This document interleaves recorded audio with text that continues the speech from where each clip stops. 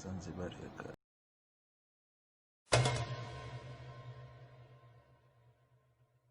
This is Zanzibar, and this is the story of the revolution. In the People's Palace, the Council of the Revolution now rules where Sultan Jamshid and his ancestors used to reign. Above the Battle El Jive, now as before the seat of executive government, flies the revolutionary emblem with the white vertical stripe for harmony of the People's Republic of Zanzibar. The revolutionaries have put the familiar white sports car of the Sultan Jamshid at our disposal, together with an armed guard. That big yellow building coming up on our left is the former headquarters of the ZNP, the Zanzibar Nationalist Party, the former ruling party, mixed Arab and African, led mostly by Arabs, now overthrown and declared illegal. That's where much of the fighting occurred in the early morning of Sunday, the 12th of January. The essential point to grasp is that there were two revolutionary plots and not one. There may have been more than two, but there were at least two. Plot number one was by the leaders of the Afro-Shirazi party. Probably not Abeid Kurumi, the party president, who is a cautious man. More likely by his deputy, Hanger, who is now vice president of the Republic. This plot was organized by politicians. It was supported by some, at least, of the leading politicians in Tanganyika. It relied on outside assistance and was backed also by some left-wing revolutionary Arabs. It was timed for a week after the actual coup. Plot number two was Okello's. This was exclusively African, had no assistance from the mainland, and although some of the conspirators, including Okello himself, had had minor party office in the Afro-Shirazi party, they included no generally known politicians. Okello did not trust anyone who was not a purebred African or any political leader. He got to hear of the date of plot number one and was pretty certain that the politicians between them would make a mess of it. He therefore struck 1 week in advance of the date of the other plot. Midnight. One of the opposition Afro-Shirazi politicians, now in the cabinet, is woken up in his house. A gun is pointed at his stomach, a bow and arrow at his head. He is told that the revolution is going off in 3 hours' time. He must tell the revolutionaries where they can find people who can work Zanzibar radio. 3 a.m., January the 12th. Okello personally knocked out an African sentry outside the armory at the Ziwani police station with his fist, grabbed the man's rifle in best commando style, then knocked out the next man. Thus, the revolutionaries had guns and ammunition by 3:30 a.m. Virtually the game was over. There was no Zanzibar army and the police was disarmed. European police officers had recently been reduced from 26 to 6.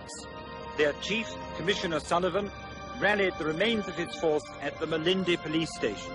He had one other European regular officer, 6 specials, and about 80 men.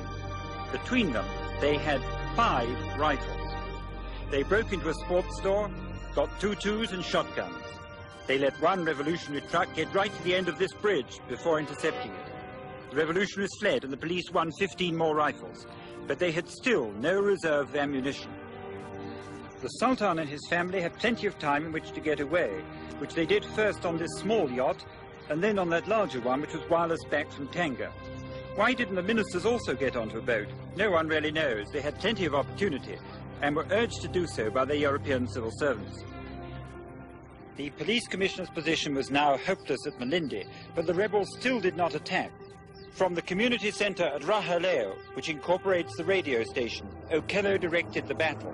His violent speeches, extravagant bragging, bloodthirsty threats were part psychological warfare. After all, the Arabs still in the rural areas were well armed. All the same, they must have contributed to the terrible holocaust of casualties, running almost certainly into 4 figures, nearly all of them Arab. The sins of the Arab fathers, who had owned Africans as slaves and caused the most appalling wastage of human life in capturing them throughout East and Central Africa, had been visited terribly on the 3rd and 4th generations. It's only fair to add that Okello used the same propaganda methods to protect the lives and property of Europeans, none of whom was hurt. People in the town hastily tied handkerchiefs on their arms and hung them from their doors and windows to signify surrender to the new regime. The Afro-Shirazi political leaders gathered in Dar es Salaam. Kurumi, Hanger, and Babu heard over the radio they'd been made president, vice president, foreign minister. They borrowed a reconditioned iron lifeboat with a glass bottom for tourists to see the fishes that was awaiting repairs. Concrete was poured into its holes, and its owner piloted the cabinet through the coral reefs into Zanzibar and power. From now on, the story that we tell is one-sided. This is the Council of Revolutionaries. We were not allowed to interview their opponents. They are still in prison. Mr. President, what were the factors which made you decide that a revolutionary action would be necessary? Ile serikali sio ya watu wengi katika nchi hii. First place, the former government did not represent the majority interest of the people. It's obvious that how can an opposition party with 54% of the electorate voting for the opposition and only 46% voting for the established government? Just obvious that there was some hanky-panky going on. By what means? by what means was Field Marshal Okello chosen as the leader of the Revolutionary Army? Because of his experience and the leadership which is popular to the people who organize the... Where did he get his previous military experience from?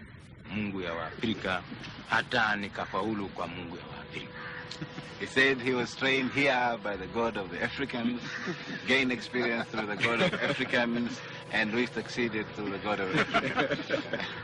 Sheikh Babu, it's no news to you that there is considerable speculation as to whether the communists were behind this rising, and your name is associated with that. Can I ask you to tell me frankly, to what extent did you get communist assistance, financial or otherwise? None at all. There was no communist help. We were helped by the God of Africans, and except a clique of people, foreigners who happened to come from Arabia, were helped by some of the Western powers in crushing us, particularly Britain. Yes, that's correct. Sheikh Babu, you know very well that the ZNP, of which you were formerly the General Secretary, was always accusing the British of being on the side of the African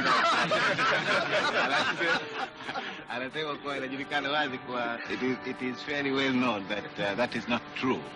And actually, the British government didn't help the Afro-Shiraz.